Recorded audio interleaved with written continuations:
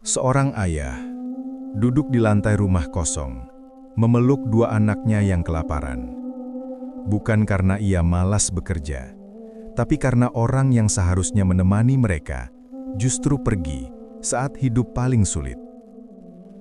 Istrinya memilih meninggalkan rumah ini, meninggalkan suami yang bangkrut, dan dua anak kecil yang bahkan belum mengerti arti ditinggalkan. 3 tahun berlalu, sang ayah bangkit dari keterpurukan, sementara sang istri harus menerima azab yang tak pernah ia bayangkan. Ini bukan sekedar cerita, ini kisah nyata tentang pengkhianatan, kesabaran, dan penyesalan yang datang terlambat. Awal kebahagiaan sederhana keluarga Rudi. Pagi itu, matahari baru naik setinggi genting rumah-rumah kampung.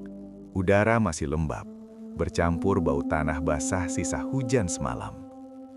Dari sebuah rumah kontrakan sederhana di ujung gang sempit, terdengar suara piring beradu pelan dan langkah kaki kecil berlarian. Rudi duduk di bangku kayu tua di ruang tamu yang menyatu dengan dapur. Tangannya memegang segelas kopi hitam, sementara matanya mengawasi dua anaknya yang sedang berebut mainan dari botol plastik bekas. "Pelan-pelan Yunita, Rafli," katanya pelan. Suaranya tenang, hampir seperti bisikan. Yunita, anak perempuan berusia 8 tahun itu, berhenti sejenak. Rambutnya dikepang rapi, seragam sekolahnya sudah disetrika, walau warnanya mulai pudar. Ia menoleh ke ayahnya dan tersenyum kecil, senyum yang selalu berhasil membuat lelah Rudi terasa berkurang. Rafli, adiknya yang masih 5 tahun, hanya tertawa lepas. Ia belum paham apa-apa selain pagi yang hangat dan ayah yang selalu ada. Dari dapur, Neti muncul sambil membawa piring berisi nasi goreng sederhana. Tidak ada lauk istimewa, hanya telur yang dibagi dua dan sedikit kerupuk. "Mas, sarapannya dulu," kata Neti. Nada suaranya datar, tapi wajahnya masih menyimpan sisa-sisa kecantikan yang dulu membuat Rudi jatuh hati. Ia mengenakan daster sederhana, rambutnya disanggul asal, namun masih terlihat rapi. Rudi mengangguk. "Iya, nanti aku langsung ke pasar." Neti meletakkan piring di meja. Ia duduk berhadapan dengan Rudi, memperhatikan suaminya yang kini lebih sering diam dibandingkan dulu. Namun saat itu, belum ada kecurigaan, belum ada ketegangan.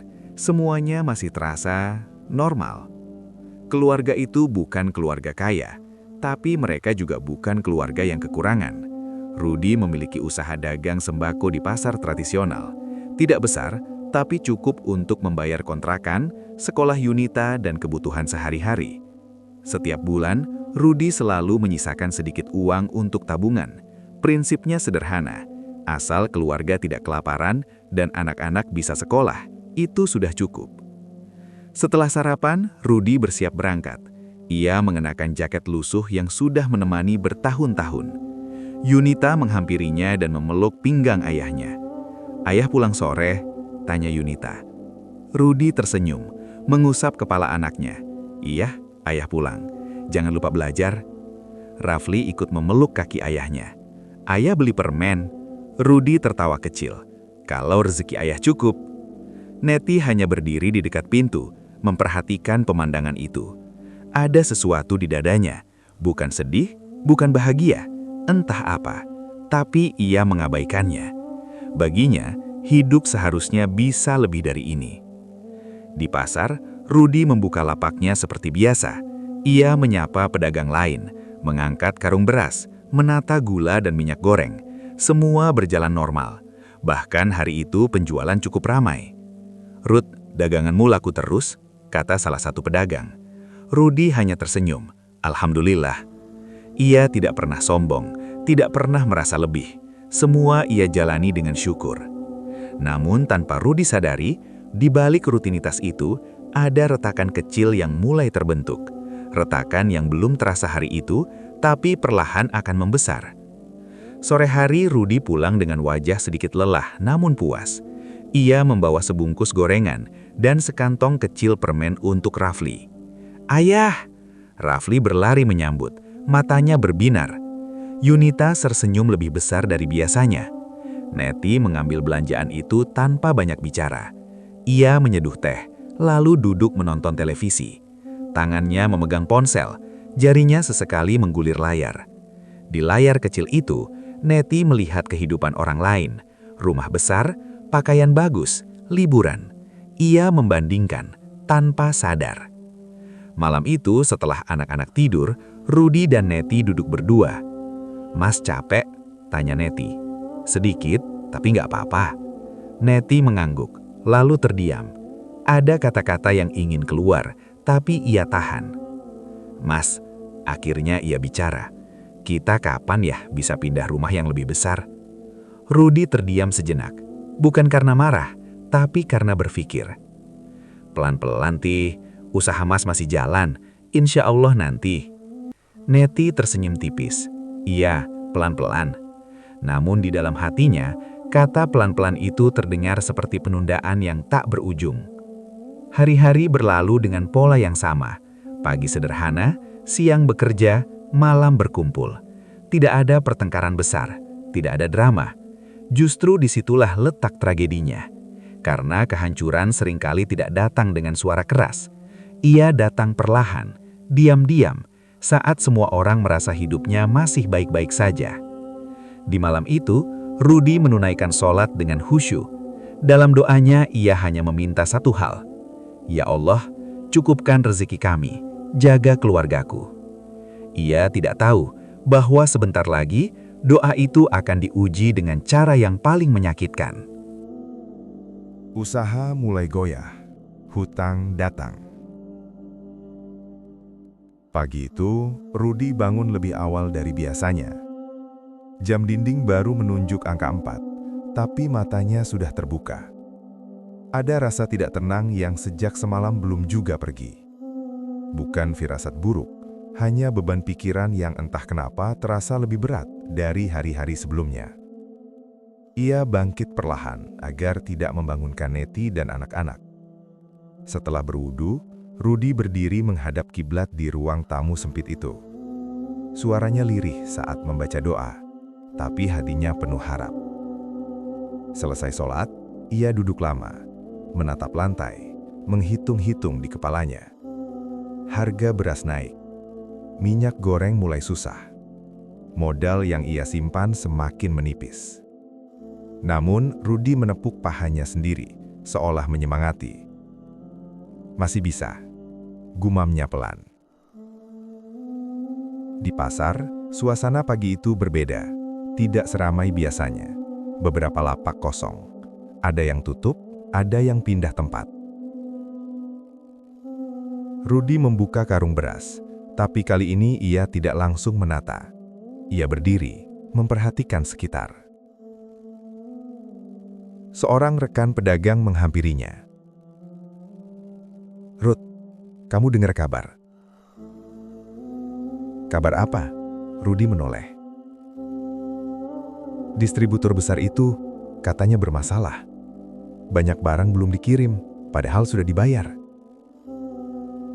Rudi terdiam, dadanya terasa sedikit mengencan. Mungkin cuma isu," katanya berusaha tenang. Namun saat siang tiba, pesanan beras yang ia tunggu tak kunjung datang. Ia menelpon berkali-kali, tidak diangkat. Pesan hanya dibaca. Pembeli mulai bertanya, "Pak, berasnya kosong. Minyaknya nggak ada."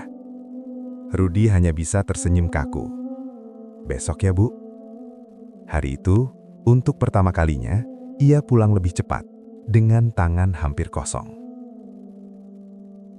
Di rumah, Neti menyadari perubahan itu. "Kok cepat pulang?" tanyanya sambil melipat pakaian. "Pasar agak sepi," jawab Rudi singkat. Neti menatap wajah suaminya. Ada sesuatu yang berbeda, bukan lelah biasa. Malam itu, saat anak-anak tidur, Neti membuka pembicaraan. "Mas, dagangan Mas aman kan?" Rudi menarik nafas. "Sementara ini, masih." Kata sementara itu menggantung di udara. Neti tidak menyukainya. Jangan sampai kayak tetangga sebelah, Mas. Bangkrut, terus istrinya ikut susah. Rudi menunduk. Mas berusaha. Neti diam. Tapi di dadanya, rasa cemas mulai bercampur dengan ketakutan akan hidup susah. Hari-hari berikutnya, masalah datang bertubi-tubi. Barang datang terlambat. Harga naik tiba-tiba. Beberapa pelanggan lama berhenti karena stok sering kosong. Modal yang selama ini cukup, kini terasa cekak. Suatu sore, Rudi duduk di lapaknya lebih lama dari biasanya. Ia menghitung uang hasil jualan hari itu. Angkanya kecil, terlalu kecil. Seorang pria datang menghampiri. Wajahnya asing tapi senyumnya ramah. Pak Rudi? Iya? Saya teman Pak Doni, distributor lama Bapak. Saya dengar Bapak butuh pasokan cepat. Rudi menegakkan badan. Iya, memang. Kebetulan saya bisa bantu, tapi sistemnya titip dulu uangnya, barang menyusul. Rudi ragu. Biasanya saya bayar setelah barang datang. Pria itu menyembahkan. Tenang Pak, saya juga pedagang, kita sama-sama cari makan. Rudi terdiam lama. Ia memikirkan anak-anak. Memikirkan Neti.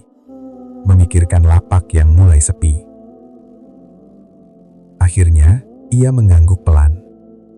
Baik, keputusan itu terasa kecil, tapi kelak akan menjadi awal dari kehancuran.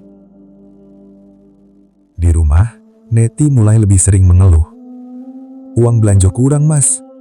Kenapa nggak kayak dulu? Anak-anak butuh ini itu. Rudi hanya bisa mengangguk. Ia tidak menjelaskan semuanya. Bukan karena tidak percaya, tapi karena ia ingin menanggung sendiri beban itu. Yunita mulai memperhatikan perubahan. Ia melihat ayahnya sering melamun. Rafli mulai bertanya, kenapa lauk makin sedikit. Suatu malam, Yunita mendekati ayahnya. Ayah sedih. Rudi terkejut. Ia tersenyum cepat. Enggak, Nak. Tapi mata Yunita tidak bisa dibohongi. Ia memeluk ayahnya tanpa berkata apa-apa. Beberapa minggu berlalu, barang yang dijanjikan pria itu tak kunjung datang. Telepon tidak aktif, lapak Rudi makin sepi. Untuk pertama kalinya, Rudi meminjam uang. Bukan untuk foya-foya, bukan untuk gaya hidup, tapi untuk bertahan. Ia meminjam ke rekan pasar, lalu ke saudara jauh, lalu ke koperasi kecil. Hutang mulai menumpuk, pelan tapi pasti, dan Neti mulai merasakan hidup yang tidak ia inginkan. Di malam sunyi itu, Rudi duduk sendirian. Di tangannya buku catatan hutang. Angkanya tidak besar, tapi cukup membuat dadanya sesak. Ya Allah, jangan biarkan keluargaku hancur. Namun ia tidak tahu, ujian ini baru saja dimulai. Hujan turun sejak subuh. Rintiknya halus, tapi dinginnya menembus sampai ke tulang. Rudi berdiri di depan lapaknya yang kini tampak setengah kosong. Karung-karung beras yang dulu berjajar rapi, kini tinggal beberapa. Minyak goreng hanya tersisa 2 dus kecil. Gula pun tinggal sisa. Ia membuka buku catatan, lalu menutupnya lagi. Tangannya bergetar. Orang yang ia percayai, yang mengaku rekan distributor, tidak pernah kembali. Uang titipan Rudi lenyap. Bersama itu, lenyap pula sisa modal terakhir yang ia punya. Pak, jadi nggak buka hari ini? Tanya seorang pembeli. Rudi mengangkat wajah. Ia tersenyum tipis, senyum yang dipaksakan. Maaf Bu, stok kosong. Kalimat itu terasa seperti pisau di dadanya sendiri. Hari itu, untuk pertama kalinya, Rudi menutup lapaknya sebelum zuhur. Ia duduk lama di bangku pasar, menunduk, sementara pedagang lain sibuk melayani pembeli. Dunia seakan berjalan tanpa peduli bahwa hidup seseorang sedang runtuh. Di rumah, Neti merasakan perubahan yang tak bisa lagi disangkal. Rudi pulang tanpa membawa apapun. Tidak ada belanjaan, Tidak ada gorengan, tidak ada senyum kecil seperti biasanya. "Mas," Neti berdiri di pintu. "Dagangan?" Rudi meletakkan tasnya perlahan. Ia duduk di kursi kayu, memijat pelipisnya. "Bangkrut, Ti." Satu kata itu jatuh begitu saja. Pendek, tapi berat. Neti terdiam, matanya melebar. "Maksud Mas?" "Modal habis, barang nggak ada, hutang ada." Suara Rudi hampir tidak terdengar di akhir kalimat. Neti mundur selangkah, dadanya naik turun. "Terus, kita makan apa?" Pertanyaan itu bukan sekedar soal makanan, itu tentang masa depan. Rudi menunduk. "Mas akan cari kerja lain, Ti." Neti tertawa kecil, bukan karena lucu, tapi karena panik. "Kerja apa? Umur Mas segini. Anak-anak sekolah gimana?" Nada suaranya meninggi, untuk pertama kalinya. Yunita dan Rafli keluar dari kamar. Mereka berhenti di ambang pintu, menatap ayah dan ibu mereka. Rafli menggenggam tangan kakaknya. Rudi berdiri. "Nanti saja bicaranya, Ti. Anak-anak dengar." Neti memalingkan wajah. Air matanya jatuh. Bukan air mata empati. Itu air mata ketakutan. Hari-hari berikutnya berubah menjadi neraka sunyi. Rudi berkeliling mencari pekerjaan. Jadi kuli angkut, buruh harian, apa saja yang bisa membawa pulang uang. Tangannya yang dulu menghitung uang dagangan, kini penuh kapalan. Namun uang itu tidak pernah cukup. Tagihan datang satu persatu. Hutang koperasi, hutang rekan pasar, uang kontrakan yang tertunggak. Sampai suatu siang, dua orang pria datang ke rumah. "Pak Rudi?" salah satunya bertanya. "Iya." "Kami dari koperasi, sudah 3 bulan tidak ada pembayaran." Rudi menelan ludah. "Saya minta waktu." Pria itu membuka map. Sesuai perjanjian, kalau tidak ada pembayaran, rumah ini akan disita. Neti yang mendengar dari dalam langsung keluar. "Disita?" Suaranya bergetar. "Ini rumah kami." "Kontrakan atas nama Pak Rudi. Ada jaminan," jawab pria itu datar. Neti menoleh ke Rudi. Tatapannya berubah. "Mas bilang masih aman." Rudi tidak menjawab. Ia hanya menunduk. Untuk pertama kalinya, ia merasa gagal sebagai suami. Malam sebelum penyitaan, rumah itu sunyi, terlalu sunyi. Yunita duduk di lantai memeluk tas sekolahnya. "Ayah, kita pindah ya." Rudi berlutut di depan anaknya. "Iya, Nak. Sementara." "Kenapa ya?" Rudi terdiam lama. Ia mengusap kepala Yunita. "Karena ayah belum berhasil, Nak." Rafli menggenggam tangan ayahnya erat-erat. Rafli ikut ayah.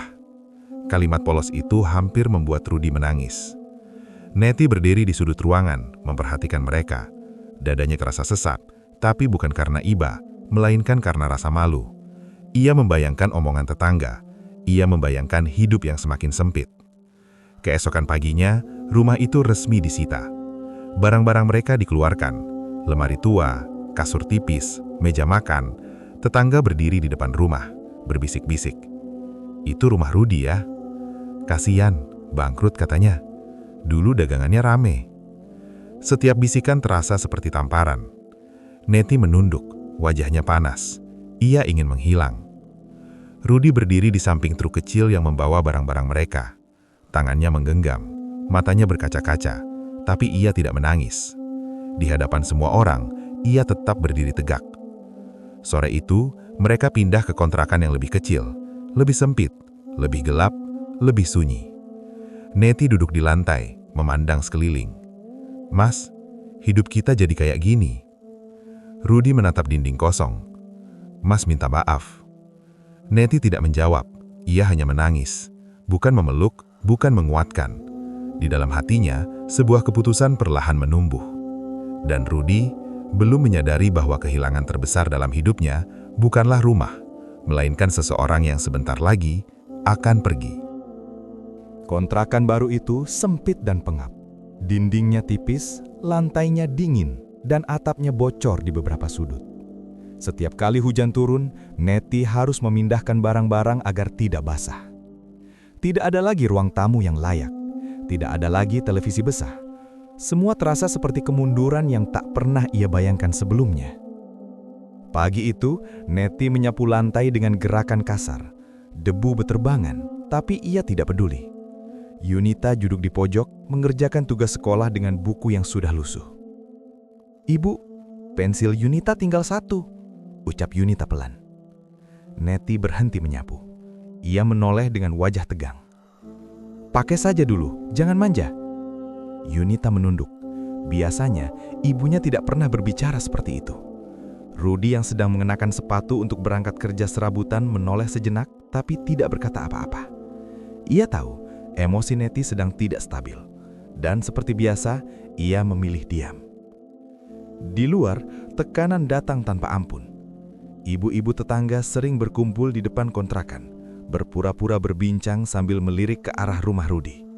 Setiap kali Neti keluar, bisikan itu terdengar. "Itu istrinya Rudy ya?"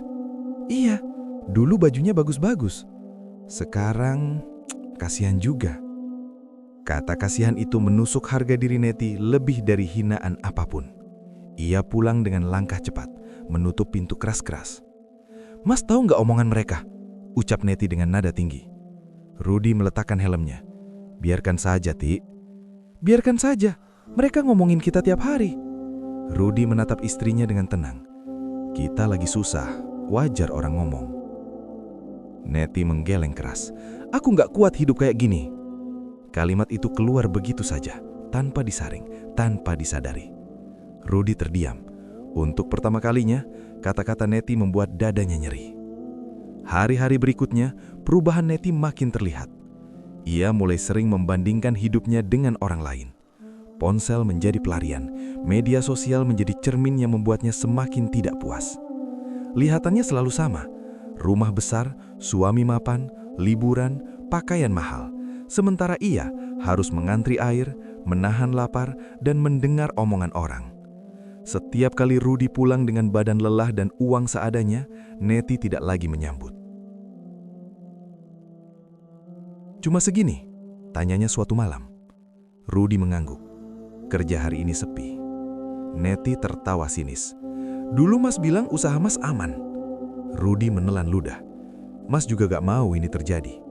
Neti memalingkan wajah. "Kalau tahu begini aku..."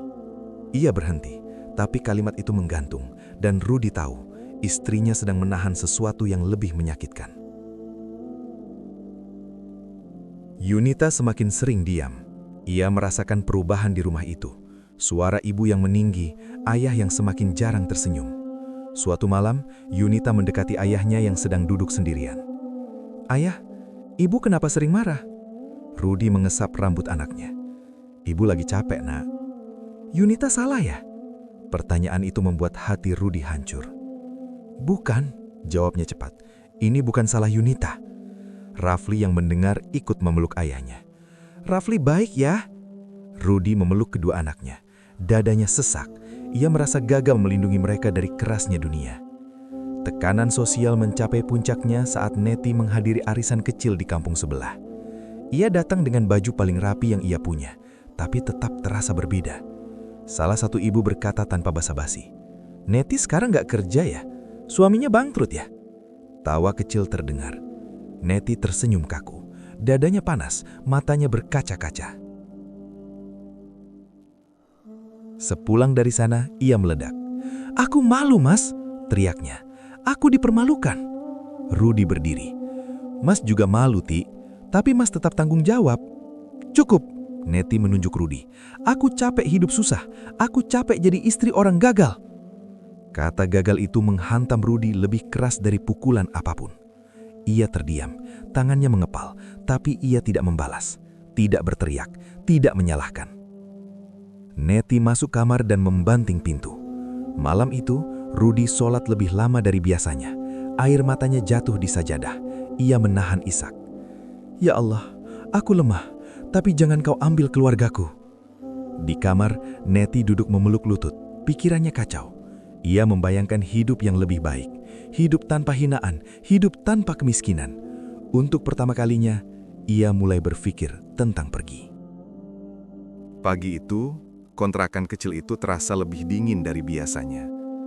Matahari sudah naik, Tapi cahaya yang masuk lewat jendela sempit tak mampu menghangatkan suasana.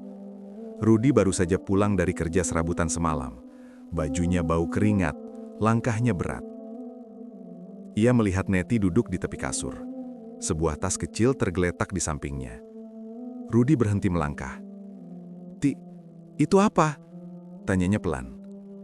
Neti tidak langsung menjawab. Ia menatap lantai cukup lama, seolah sedang mengumpulkan keberanian. Wajahnya pucat, matanya sembab, tapi bukan karena menangis semalaman. "Aku mau pulang ke rumah kakakku," ucapnya akhirnya. Rudi mengernyit. "Pulang sementara?" Neti mengangkat wajahnya, tatapannya dingin. "Aku nggak kuat hidup kayak gini, Mas."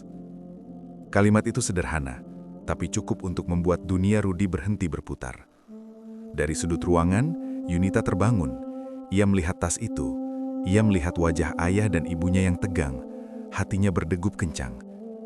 "Ibu mau kemana?" tanyanya lirih. Neti menoleh sebentar. "Ibu mau pergi." "Pergi?" Rafli ikut bangun. Matanya masih setengah tertutup. "Ibu kerja." Neti menelan ludah. Ia berdiri, mengambil tasnya. Rudi mendekat satu langkah. "Pi, kalau ini soal uang, Mas bisa cari kerja lagi. Mas bisa apa saja." Neti menggeleng. "Mas sudah cari, tapi hidup kita tetap begini." "Ini cuma sementara." Suara Rudi bergetar. "Anak-anak masih butuh ibunya." Neti memejamkan mata, nafasnya memburu. "Aku juga manusia, Mas. Aku nggak mau hidup miskin seumur hidup." Kalimat itu jatuh seperti vonis. Yunita berlari memeluk kaki ibunya. "Ibu jangan pergi. Yunita janji nggak minta apa-apa lagi." Tangisan itu membuat dada Rudi seperti diremas. Tapi Neti hanya berdiri kaku. Rafli ikut memeluk. "Ibu, Rafli lapar nanti sama siapa?" Pertanyaan polos itu membuat Neti terdiam sesaat. Matanya berkaca-kaca. Tapi kemudian ia menarik nafas panjang. "Ibu capek," katanya pelan, lebih kepada dirinya sendiri. Rudi menatap Neti dengan mata merah. "Kalau kamu pergi sekarang, jangan harap semuanya bisa kembali seperti dulu." Neti mengangguk tipis. "Aku cuma mau hidup layak." Ia melangkah ke pintu. Saat pintu terbuka, suara tangis Yunita pecah. "Ibu!" Neti berhenti sejenak. Tangannya memegang gagang pintu. Bahunya bergetar, tapi ia tidak menoleh. Langkah itu tetap diambil. Pintu tertutup, dan suara itu seperti menutup seluruh harapan yang tersisa. Rudi berdiri mematung. Beberapa detik, beberapa menit, ia tidak tahu. Lalu tubuhnya melemah. Ia berlutut di lantai. Yunita dan Rafli memeluknya erat. "Ayah, ibu kemana?" Yunita menangis terseduh. Rudi memeluk anak-anaknya. Suaranya patah. "Ibu pergi." "Pergi kemana?" Rafli bertanya polos. Rudi tidak menjawab. Ia hanya memeluk lebih erat. Untuk pertama kalinya dalam hidupnya, ia menangis tanpa suara. Air mata jatuh ke lantai kontrakan itu. Tidak ada yang menguatkan. Tidak ada yang menepuk bahu. Ia sendirian. Malam itu, rumah terasa kosong meski ada 3 orang di dalamnya. Tidak ada suara Neti, tidak ada masakan, tidak ada kehangatan. Yunita menatap pintu berkali-kali, berharap terbuka. Tidak pernah. Rafli tertidur sambil memanggil ibunya dalam mimpi. Rudi duduk di sajadah. Sholatnya lama, doanya terputus-putus. "Ya Allah, aku ditinggalkan saat aku paling lemah, tapi jangan kau tinggalkan aku dan anak-anakku." Di tempat lain, Neti duduk di dalam angkutan umum. Ia menatap keluar jendela. Hatinya bergetar, tapi ia menguatkan diri. Ia tidak tahu bahwa langkah yang ia ambil hari itu akan menjadi awal dari azab paling menyakitkan dalam hidupnya. Pagi pertama tanpa Neti datang dengan sunyi yang aneh. Tidak ada suara piring beradu, tidak ada aroma masakan, tidak ada langkah kaki terbesa di dapur. Yang ada hanya suara jam dinding dan napas 3 orang yang terbangun dalam kebingungan. Rudi membuka mata lebih awal. Tangannya meraba sisi kasur yang kosong, dingin. Ia duduk pelan, menahan napas, seolah berharap semua ini hanya mimpi buruk. Tapi kenyataan tetap ada. Pintu kamar masih tertutup rapat. Tidak ada suara Neti. Rudi bangkit. Ia menyiapkan air panas sendiri. Tangannya kaku. Ia belum terbiasa mengurus semuanya sendirian. Di sudut ruangan, Yunita sudah bangun. Ia duduk memeluk lutut, menatap pintu depan. "Ibu belum pulang ya?" tanyanya tanpa menoleh. Rudi terdiam. "Belum, Nak." Yunita mengangguk kecil. Ia tidak menangis. Justru itu yang membuat hati Rudi lebih sakit. Rafli bangun sambil ngucek mata. "Ibu mana?" tanyanya polos. Rudi berlutut. "Ibu lagi pergi." "Pergi ke pasar?" Rudi menggeleng. "Pergi jauh." Rafli diam. Lalu tiba-tiba berkata, "Nanti pulang kan?" Rudi tidak bisa menjawab. Ia hanya memeluk anaknya. Sarapan pagi itu hanyalah nasi sisa semalam dengan garam. Tidak ada lauk, tidak ada sambal. Yunita makan perlahan. Rafli memakan dengan lahap seolah tidak merasakan kekurangan. "Enak?" Rudi bertanya, berusaha tersenyum. "Iya ya," jawab Rafli jujur. Yunita hanya mengangguk. Matanya berkaca-kaca, tapi ia menunduk agar tidak terlihat. Hari itu Rudi tidak langsung pergi bekerja. Ia ingin memastikan Yunita berangkat sekolah dengan rapi. Ia menyisir rambut anak perempuannya dengan tangan yang kaku. "Kalau ibu di sini, pasti rapi," ucap Yunita pelan. Rudi terdiam sejenak. "Ayah belajar, Nak." Yunita tersenyum tipis. Senyum yang lebih mirip luka. Saat Yunita berangkat sekolah, beberapa ibu-ibu menatapnya. Bisikan terdengar. "Itu anaknya Rudi. Kasihan, ibunya pergi." Yunita menunduk lebih dalam. Langkahnya cepat. Rudi bekerja hari itu dengan perasaan kosong. Setiap kali mengangkat barang, pikirannya melayang. Ia terus bertanya pada dirinya sendiri, apa yang salah? Di mana aku gagal? Sore hari, ia pulang dengan tubuh lelah dan uang yang pas-pasan. Di rumah, Rafli duduk sendiri di lantai, bermain dengan sendok plastik. "Ibu belum pulang ya?" tanyanya lagi. Rudi menggeleng. Ia duduk dan menarik anaknya ke pelukan. "Kalau ibu nggak pulang, Rafli masih punya ayah kan?" ucap Rudi pelan. Rafli mengangguk. Rafli sama ayah. Malam datang dengan dingin yang menusuk. Yunita tiba-tiba menangis saat hendak tidur. "Ibu nggak sayang Yunita ya?" tanyanya di sela isak. Rudi memeluknya erat. Suaranya bergetar. "Bukan begitu, Nak. Ibu lagi bingung." Tapi Yunita nunggu. Kalimat itu membuat dada Rudi seperti diremas. "Iya, ayah tahu." Rafli tertidur lebih dulu, memeluk bantal kecil. Ia menyebut nama ibunya dalam mimpi. Malam itu, setelah anak-anak tidur, Rudi duduk sendiri. Ia menatap ponselnya. Tidak ada pesan, tidak ada kabar. Ia mengetik satu kalimat, menghapusnya, mengetik lagi, menghapus lagi. Akhirnya ia tidak mengirim apa-apa. Ia memilih sholat. Sujudnya lama. Air matanya jatuh tanpa suara. "Ya Allah, aku mungkin suami yang gagal, tapi izinkan aku jadi ayah yang cukup." Hari-hari pertama tanpa ibu tidak diisi dengan teriakan atau amarah. Mereka diisi dengan sunyi, dengan pertanyaan kecil yang tak terjawab, dengan harapan yang perlahan memudar. Dan Rudi belajar menjadi segalanya dalam satu waktu. Ayah, ibu dan pelindung dalam keadaan yang paling rapuh. Pagi itu, Rudi sudah berdiri di depan kontrakan sebelum matahari benar-benar muncul. Jaket lusuhnya kembali ia kenakan. Di tangannya, sepotong roti tawar yang dibagi 3. Tidak ada waktu untuk sarapan layak. "Ya, jangan lupa pulang," ujar Yunita pelan. Rudi mengangguk sambil mengikat tali sepatunya. "Ayah pulang." Ia tidak mengatakan cepat, karena ia tidak tahu. Pekerjaan pertama hari itu adalah mengangkat karung di gudang pasar. Tubuh Rudi yang tidak lagi muda harus berhadapan dengan beban yang dulu tidak pernah ia sentuh. Keringat mengalir deras, punggungnya pegal, napasnya tersengal. "Hei, cepet dikit!" teriak mandor. Rudi hanya mengangguk dan mengangkat lagi. Tidak ada gengsi, tidak ada keluhan. Yang ada hanya satu pikiran, anak-anak harus makan. Siang harinya Rudi berpindah ke proyek bangunan kecil. Ia menjadi kuli harian. Tangannya yang dulu halus kini kasar. Beberapa pekerja lain mengenalnya. Itu Rudi ya? Dulu pedagang sembako. Iya, sekarang jadi kuli. Tawa kecil terdengar. Tidak jahat, tapi cukup untuk melukai. Rudi pura-pura tidak mendengar. Ia menunduk dan terus bekerja.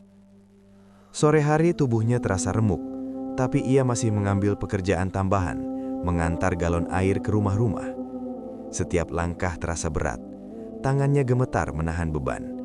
Kadang ia harus berhenti sejenak, menarik napas panjang. Di salah satu rumah, seorang ibu membuka pintu. "Loh, Pak Rudi," katanya terkejut. "Sekarang ngantar galon." Rudi tersenyum kecil. "Iya, Bu." Nada iba di suara ibu itu menusuk lebih dalam daripada hinaan. Saat matahari hampir tenggelam, Rudi pulang. Di tangannya ada uang hasil kerja seharian. Tidak banyak, tapi cukup untuk membeli nasi dan sedikit lauk. Rafli menyambut dengan wajah cerah. "Ayah pulang."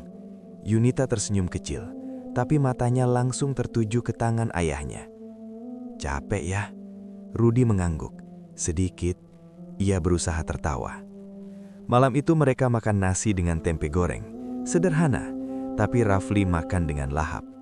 "Enak," katanya jujur. Yunita makan pelan. Ia membagi tempenya menjadi 2. "Ayah makan," katanya sambil menyodorkan. Rudi terdiam. Yunita dulu. "Ayah capek." Kalimat itu membuat mata Rudi berkaca-kaca. Ia menelan air mata sebelum anak-anak melihat. Hari-hari berikutnya berjalan dengan pola yang sama. Pagi bekerja, sore lelah, malam sunyi. Tubuh Rudi semakin kurus. Lingkar matanya menghitam, tapi ia tidak pernah mengeluh di depan anak-anak. Namun Yunita mulai merasakan perubahan di sekolah. Temannya bertanya, "Ibuku bilang ibumu pergi." Yunita hanya menunduk. "Pergi kemana?" "Aku nggak tahu." Ia pulang dengan langkah berat, duduk di sudut rumah, menangis diam-diam. Malam itu, Rafli tiba-tiba bertanya, "Ayah, ibu nggak mau Rafli?" Pertanyaan itu datang tanpa peringatan. Rudi terdiam lama. "Ibu sayang, Nak." "Tapi kok pergi?" Rudi memeluk anaknya erat. Kadang orang dewasa salah pilih jalan. Malam itu Rudi kembali sholat lebih lama. Lututnya sakit, punggungnya nyeri, tapi ia tidak berhenti. "Ya Allah, aku tidak minta kaya, aku hanya minta kuat." Di sudut rumah, Yunita memeluk adiknya yang sudah tertidur. Ia berbisik pelan, seolah berjanji pada dirinya sendiri. "Aku nggak boleh nangis, ayah sudah capek." Hari-hari Rudi sebagai pekerja serabutan bukan tentang kerja keras semata. Itu tentang menelan hinaan, mengorbankan tubuh, dan menyembunyikan luka. Demi 2 anak yang masih percaya padanya. Pagi itu, Rudi berdiri lama di depan lemari kecil mereka. Ia menghitung uang yang tersisa di tangannya. Lembarannya tipis, terlalu tipis untuk kebutuhan 1 hari penuh. Ia menghela napas panjang, lalu menutup lemari. "Ya, uang sekolah Yunita hari ini." Suara Yunita terdengar pelan dari belakang. Rudi menoleh. Jantungnya berdegup lebih cepat. "Iya, Nak. Ayah tahu." Padahal ia tahu uang itu belum ada. Yunita berangkat sekolah tanpa uang jajan. Ia duduk di bangkunya, menatap teman-temannya yang membuka bekal. Aroma makanan menyebar di kelas. "Yunita, nggak jajan?" tanya temannya. Yunita tersenyum kecil. "Nggak lapar." Padahal perutnya berbunyi pelan. Saat istirahat, ia memilih ke perpustakaan. Duduk sendiri, membaca buku lama agar lupa rasa lapar. Di rumah, Rafli mulai sering rewel. "Lapar," katanya siang itu. Rudi sedang mencuci pakaian. Ia menghentikan gerakannya. "Nanti ya, Nak." "Nanti kapan?" Rudi terdiam. Ia membuka panci. Hanya ada air dan beberapa butir nasi sisa semalam. Ia memasak bubur encer. Sangat encer. Rafli memakannya pelan. "Ini air ya?" Rudi tersenyum pahit. Bubur. Rafli mengangguk. Ia tidak protes, tapi matanya tampak sayu. Sore hari, Yunita pulang sekolah dengan langkah berat. Wajahnya pucat. "Yunita nggak apa-apa?" tanya Rudi. Sedikit pusing, Rudi menyentuh kening anaknya. Hangat. Ia panik, tapi tidak menunjukkan. Ia hanya memeluk Yunita. "Nanti ayah beli obat." Padahal ia belum tahu dari mana uangnya. Malam itu, mereka makan dengan porsi lebih kecil dari biasanya. Rudi berpura-pura sudah makan di luar. "Ayah nggak lapar?" katanya. Yunita menatap ayahnya curiga. "Ayah bohong."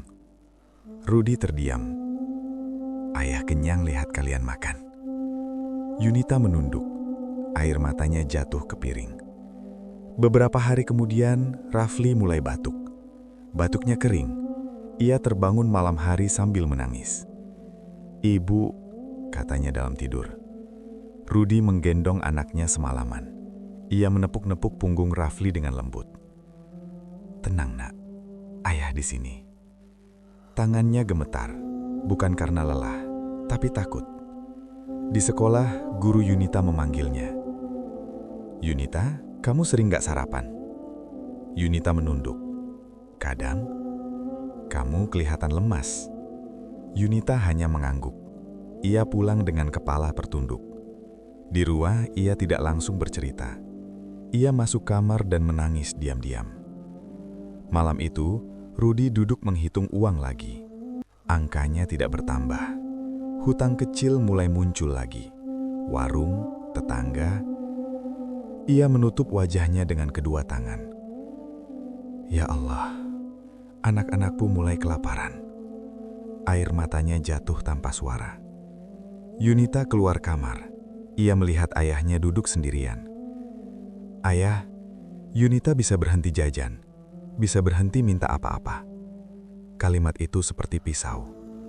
Rudi menarik anaknya ke pelukan. "Yunita tidak salah apa-apa. Tapi ayah capek." Rudi menggeleng keras. "Yang salah, ayah." Hari-hari berikutnya, kekurangan itu semakin nyata.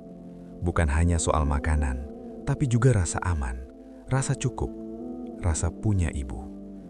Rafli semakin sering bertanya kapan ibunya pulang. Yunita semakin sering diam. Dan Rudi belajar satu hal pahit. Kemiskinan bukan hanya soal tidak punya uang, tapi soal melihat anak-anaknya menahan lapar tanpa berani mengeluh. Malam itu hujan turun tanpa henti. Angin masuk lewat celah jendela kontrakan yang tidak rapat. Rudi terbangun karena napas Yunita terdengar tidak teratur. Ia bangkit cepat, menyentuh kening anak perempuannya. Panas. "Yunita?" panggilnya pelan. Mata Yunita setengah terbuka. "Ayah, kepala Yunita sakit." Dada Rudi seketika sesak. Ia menelan ludah, berusaha tetap tenang. Rudi mencari obat di lemari kecil. Kosong. Ia membuka tasnya. Tidak ada uang lebih. Jam dinding menunjukkan pukul 2 dini hari. Rafli terbangun karena suara batuk kakaknya. Ia duduk dan mengucek mata. "Kakak kenapa?" "Sakit," jawab Rudi pelan. Rafli menunduk, lalu berkata dengan suara kecil. "Rafli lapar." Kalimat itu menghantam Rudi tepak di dadanya. Ia menggendong Rafli dengan satu tangan, sementara tangan lain mengusap kepala Yunita. "Tunggu sebentar ya, Nak." Padahal ia tidak tahu harus menunggu apa. Rudi keluar ke teras kecil kontrakan. Hujan masih deras. Ia menatap langit gelap. "Ya Allah," bisiknya. Suaranya pecah. "Aku nggak punya apa-apa malam ini." Ia kembali masuk, mengambil panci, memasak air. Hanya air. Ia menuangkannya ke mangkuk, menambahkan sedikit nasi sisa, membuat bubur yang hampir tidak bisa disebut bubur. Rafli memakannya pelan, sendoknya bergetar. "Kenapa nggak ada lauk ya?" tanyanya polos. Rudi memalingkan wajah. "Besok ya." Yunita menggigil. Rudi membungkus tubuh anaknya dengan selimut tipis.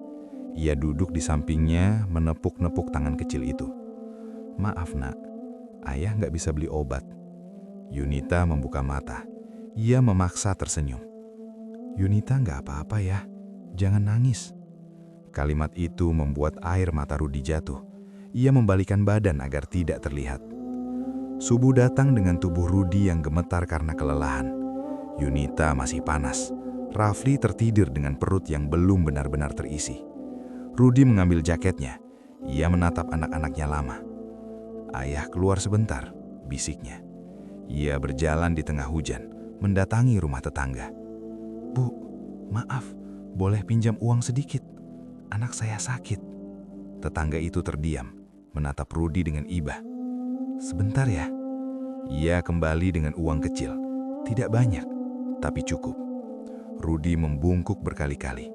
"Terima kasih, terima kasih." Pagi itu, Rudi membawa Yunita ke puskesmas.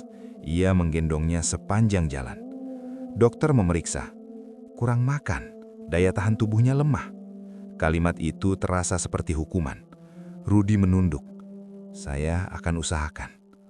Ia pulang dengan obat murah dan sisa uang yang hampir habis.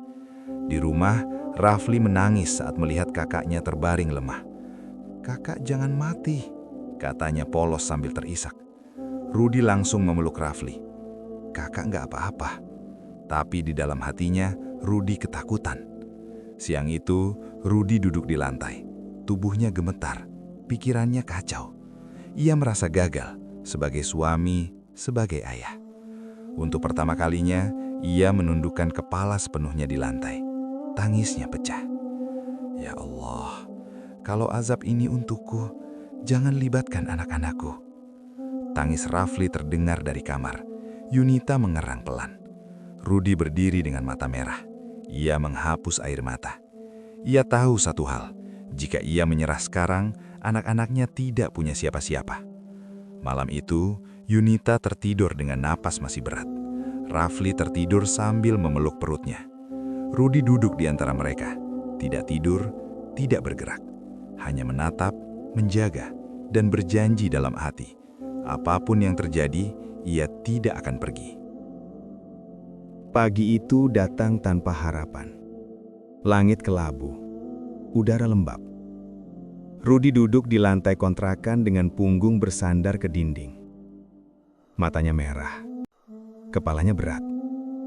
Tubuhnya belum pulih dari kelelahan semalaman. Yunita masih terbaring lemah. Nafasnya sudah lebih teratur, tapi wajahnya pucat. Rafli duduk di sampingnya, memegang tangan kakaknya erat. "Ayah, kakak sembuh kan?" tanya Rafli dengan suara kecil. Rudi mengangguk. "Insya Allah." Padahal hatinya masih gemetar. Uang di tangannya tinggal beberapa lembar kecil. Tidak cukup untuk makan hari ini. Tidak cukup untuk apapun. Rudi menatap uang itu lama, lalu menutupnya dengan genggaman. "Ayah keluar sebentar," katanya. Ia melangkah tanpa tujuan jelas. Kakinya membawanya ke musola kecil di ujung gang. Musola itu sepi. Hanya suara kipas tua yang berdecit. Rudi duduk di saf paling belakang. Ia memejamkan mata lama, sebelum akhirnya berdiri untuk sholat. Gerakannya lambat. Doanya terbata-bata. Saat sujud terakhir, tubuhnya gemetar. Ia tidak bisa menahan lagi. Air matanya jatuh ke sajadah. "Ya Allah, aku sudah tidak punya apa-apa. Aku sudah jatuh sejauh ini. Kalau hidup ini terlalu berat untukku, ambil aku. Tapi jangan anak-anakku." Kalimat itu keluar dengan suara hampir tidak terdengar. Doa seorang ayah yang sudah di batas kemampuannya. Selesai sholat, Rudi duduk lama. Ia memandangi mihrab kosong. Ada keinginan gelap yang menyelinap di pikirannya. Bagaimana kalau aku berhenti saja? Bagaimana kalau aku menyerah? Tapi wajah Yunita muncul. Wajah Rafli. Tangan kecil yang memeluknya. Rudi mengepalkan tangan. "Tidak," bisiknya. "Aku tidak boleh pergi." Ia keluar dari musola dengan langkah pelan. Di jalan, ia melihat papan pengumuman kecil di depan toko bangunan. Dibutuhkan pekerja angkut harian. Rudi berhenti, menatap tulisan itu lama. Dadanya berdebar. Ia masuk ke toko itu. "Pak, masih butuh pekerja?" tanyanya pelan. Pemilik toko menatapnya dari atas ke bawah. "Bisa angkat berat?" Rudi mengangguk tanpa ragu. "Bisa." Hari itu, Rudi bekerja tanpa henti. Karung semen, pasir, batu, semua diangkat. Tangannya gemetar. Punggungnya nyeri.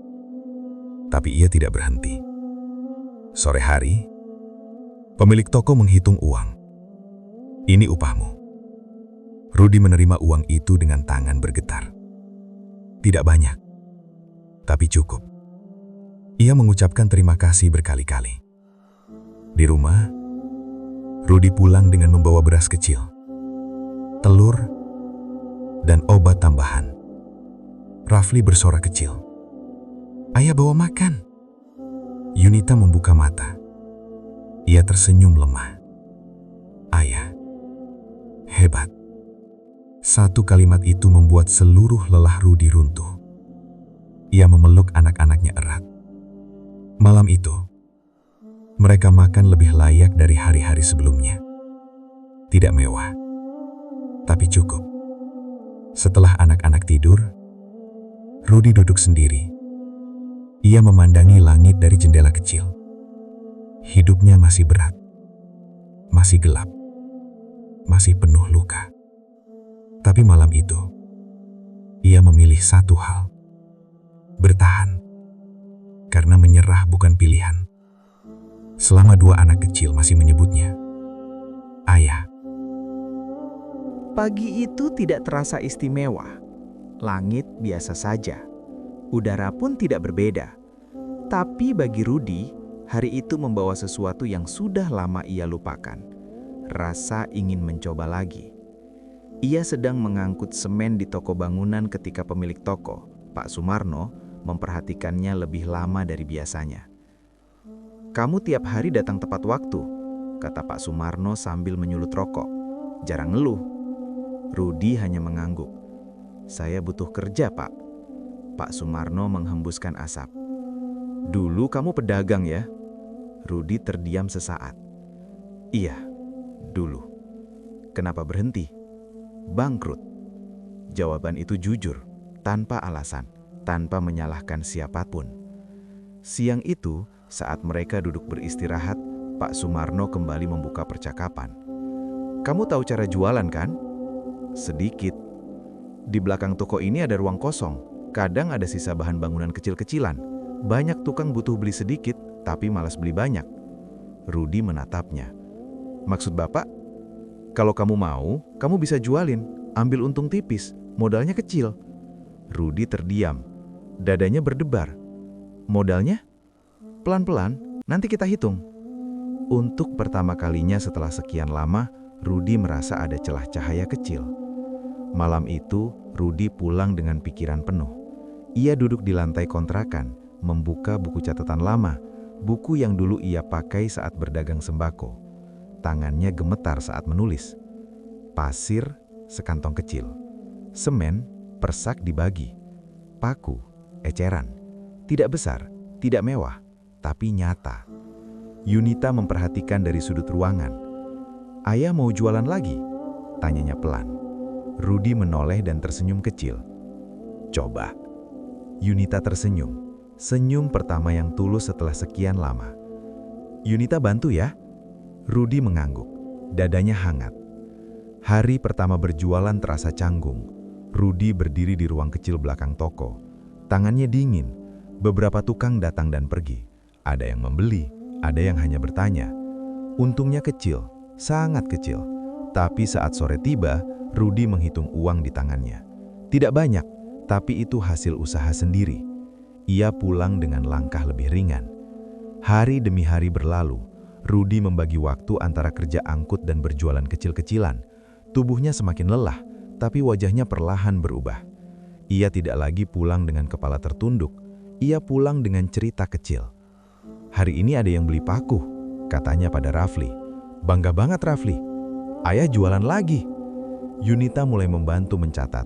Tulisan tangannya rapi, ia serius. Sementara itu, di tempat lain, Neti menjalani hidup yang ia pilih. Ia tinggal di rumah kakaknya, hidupnya lebih layak, tapi tidak sebebas yang ia bayangkan. Ia membantu pekerjaan rumah, ia sering ditegur. Suatu sore, ia membuka media sosial. Ia melihat foto seorang kenalan pasar. Di belakangnya, terlihat Rudi sedang melayani pembeli. Neti membeku. "Rudi?" bisiknya. Hatinya bergetar, bukan bahagia, bukan marah, melainkan sesuatu yang mulai tumbuh. Penyesalan kecil yang belum ia akui. Malam itu, Rudi kembali sholat. Tidak lama, tidak panjang, tapi lebih tenang. "Ya Allah, jika ini jalanmu, aku akan berjalan sejauh apapun." Ia menatap anak-anaknya yang tertidur pulas. Untuk pertama kalinya, tidurnya nyenyak. Peluang itu kecil, nyaris tak terlihat. Tapi bagi Rudi, itu sudah cukup untuk bangkit. Pagi-pagi sekali, Rudi sudah berada di belakang toko bangunan. Tangannya menata karung-karung kecil pasir yang ia bagi ulang ke dalam kantong plastik tebal. Keringat menetes, punggungnya pegal, tapi gerakannya rapi dan sabar. Ia belajar dari masa lalu, tidak tergesa, tidak serakah. Hari itu, 3 tukang datang hampir bersamaan. "Pak, ada paku 7 cm?" "Ada," jawab Rudi cepat. "Pasir setengah sak bisa?" "Bisa." Jawaban-jawaban kecil itu terasa seperti kemenangan. Uang yang terkumpul tidak langsung dipakai. Rudi mencatatnya. Sebagian disisihkan, sebagian kecil ia putar kembali. Ia menolak godaan untuk memperbesar terlalu cepat. Malam hari, ia mengajak Yunita menghitung. "Ini untuk beli stok," jelas Rudi. "Ini untuk makan."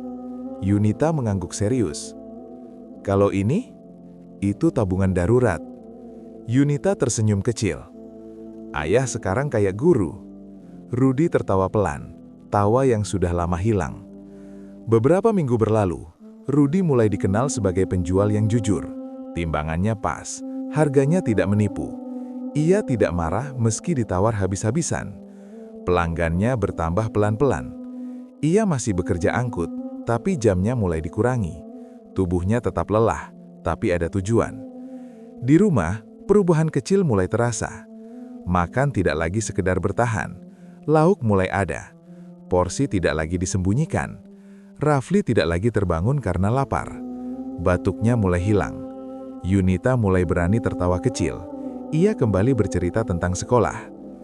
"Ayah, hari ini Yunita dapat nilai bagus." Rudi mengusap kepala anaknya. "Alhamdulillah." Suatu sore, Pak Sumarno memanggil Rudi.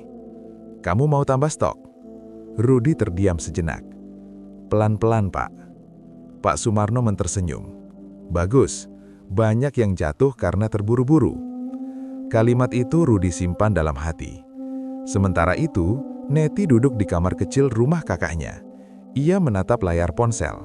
Foto terbaru Rudi muncul lagi, kali ini dari unggahan pelanggan. Rudi terlihat lebih kurus, lebih tua, tapi matanya lebih tenang. Neti menutup layar, dadanya sesak. Kenapa dia bisa bertahan? Gumamnya. Hidupnya memang lebih layak secara materi, tapi ia merasa seperti tamu yang tidak pernah benar-benar diterima. Ia sering ditegur, tidak bebas, tidak punya ruang untuk mengeluh. Malam-malamnya sepi. Di kontrakan kecil itu, Rudi sholat dengan lebih khusyuk. Ia tidak lagi meminta banyak. "Ya Allah, jaga langkahku, jaga anak-anakku." Usaha itu belum besar, belum mapan, tapi ia berdiri di atas pondasi yang benar. Dan di kejauhan, seseorang mulai menyadari bahwa meninggalkan keluarga bukanlah jalan menuju kebahagiaan. Pagi itu, Rudi membuka lapaknya dengan perasaan yang lebih teratur. Tidak tergesa, tidak cemas berlebihan. Ia sudah tahu apa yang harus dilakukan hari itu. Stok tercatat, pesanan dipahami, pelanggan tetap mulai mengenalnya. Ia tidak lagi menghitung uang dengan tangan gemetar. Stabil, bukan kaya. Cukup, bukan berlebihan. Usaha kecil di belakang toko bangunan kini memiliki ritme. Tukang-tukang datang dengan sapaan. "Pagi, Pak Rudi.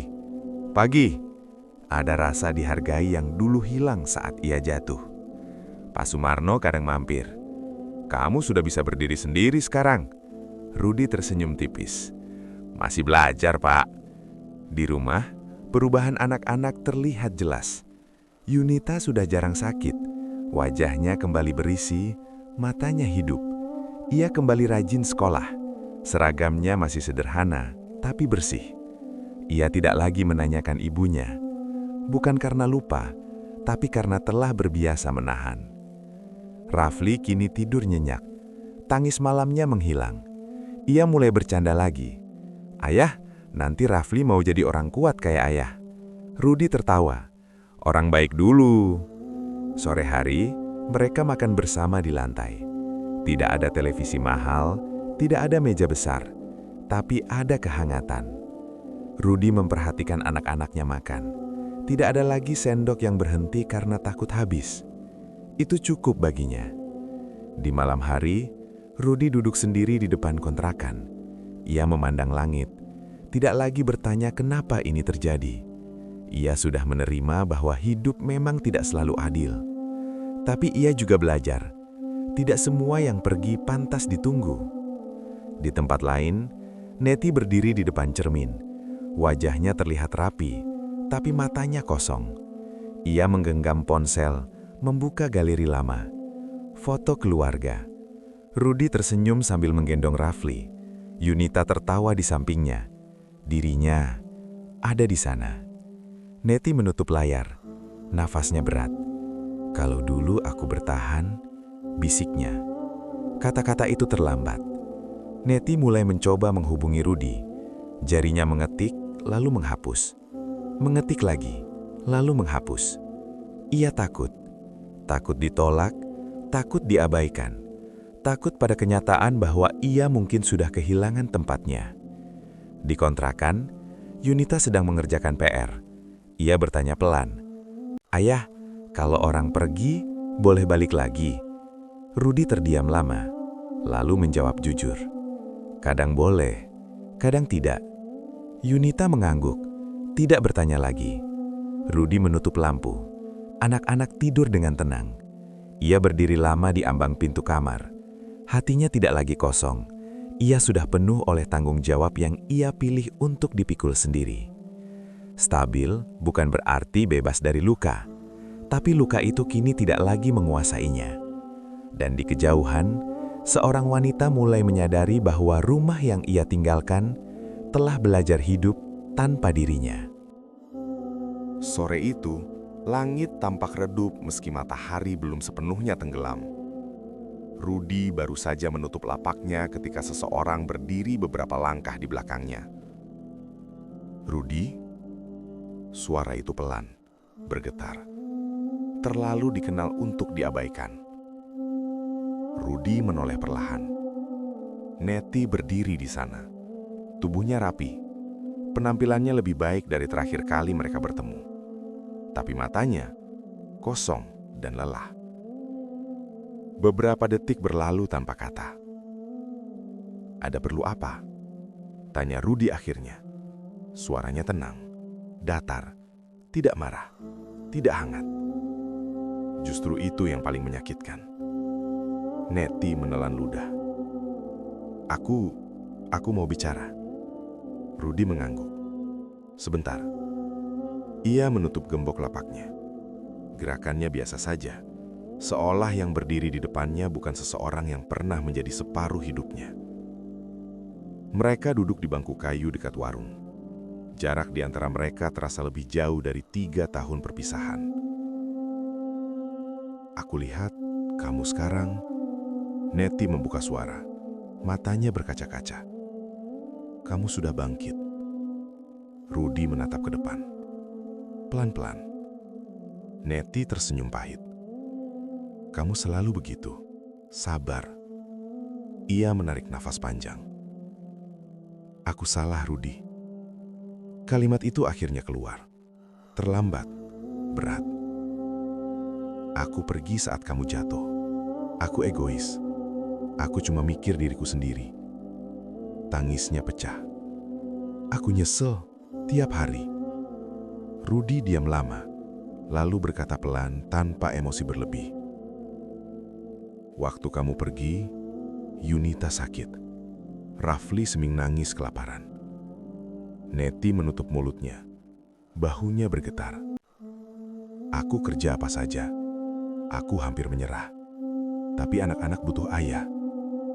Ia menoleh menatap Neti. Matanya tegas. Mereka bertahan tanpa ibunya. Kalimat itu seperti pisau. Aku mau pulang, Neti berkata lirih. Aku mau jadi ibu lagi. Rudi menghela nafas panjang. Ini bagian yang paling berat. Kamu ibu mereka. Itu tidak akan berubah, katanya jujur. Tapi rumah ini sudah belajar berdiri tanpa kamu. Neti menangis terseduh-seduh. Aku akan tebus semuanya. Rudi menggeleng pelan. Ada kesalahan yang bisa dimaafkan, tapi tidak semua bisa diulang. Malam itu Neti datang ke kontrakan, bukan untuk kembali, melainkan untuk berpamitan dengan masa lalu yang ia hancurkan sendiri. Yunita membuka pintu. Ia terdiam. Ibu, ucapnya pelan. Neti berlutut, memeluk Yunita erat. Maafin ibu. Yunita tidak menangis. Ia hanya berkata lirih. Yunita tunggu lama, Bu.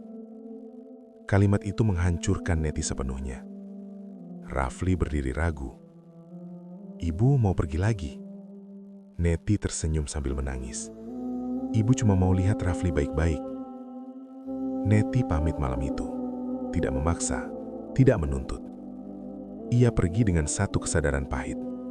Ia kehilangan sesuatu yang tidak bisa dibeli kembali oleh penyesalan. Di dalam rumah, Rudi memeluk anak-anaknya. Kalau suatu hari ibu berubah dan Allah izinkan jalan lain, itu urusan Allah. Tapi sekarang, ayah di sini. Yunita dan Rafli memeluknya erat. Malam itu, Rudi sholat. Doanya singkat. Ya Allah, aku sudah kau ajarkan arti bertahan. Cukupkanlah aku dengan amanah ini.